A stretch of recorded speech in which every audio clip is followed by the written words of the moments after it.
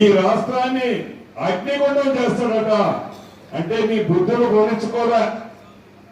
నీకు అధికారం ఉంటే ఒక పద్ధతి, నీకు అధికారం లేకపోతే రాష్ట్రాన్ని అగ్నిగుండంగా ఎలా చేసి ఆ అగ్నిగుండం మంటలని చలికాసుకోవాలి అని తాపత్రయపడుతున్నావు నువ్వు.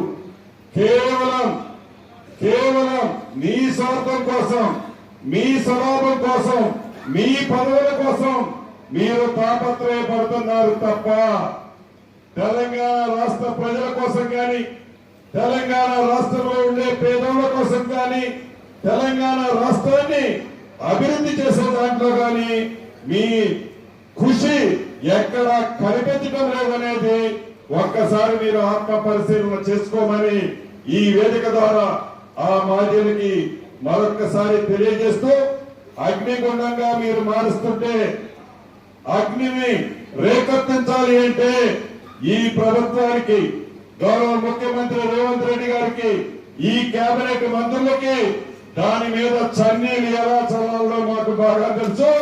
ఆ అగ్నిగుండాన్ని ఉష్ణగుండంగా ఎలా మార్చాలో కూడా మాకు తెలుసు.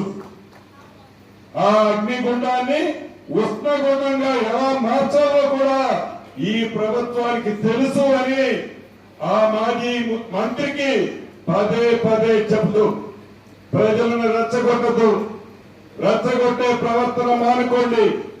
మీరు ధనిక తెలంగాణ రాష్ట్రంలో ఉన్నప్పుడు కూడా పేదవాడికి ఆత్మగౌరవంగా క్షీణంగా ఉండి ఇల్లు ఇవ్వలేని మీ పెద్ద మనుషులు ఈ తెలంగాణ రాష్ట్రం గురించి, ఈ తెలంగాణ రాష్ట్రంలో ఉండే పేదవాళ్ళ గురించి మాట్లాడే నైతిక హక్కే మీకు లేదు అని మరొక్కసారి ఇక్కడ నుండి వారికి తెలియజేస్తూ, ఇది ప్రజా ప్రభుత్వం.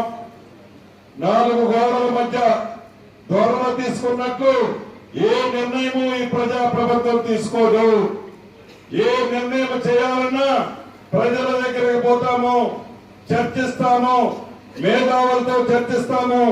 కూలంకుషంగా చర్చించిన తర్వాతనే మంచి ఏది కావాలంటే, ఆ మంచి ఏది జరుగుతుందంటే మంచి దాన్నే ఈ ప్రజా ప్రభుత్వం చేస్తుంది తప్ప ఏ ఒక్క వ్యక్తి స్వార్థం కోసం, స్వలాభం కోసం ఈ ప్రజా ప్రభుత్వం, ఈ కాంగ్రెస్ ప్రభుత్వంలో చేసేదే ఉండదని మనస్ఫూర్తిగా తెలియజేసుకుంటూ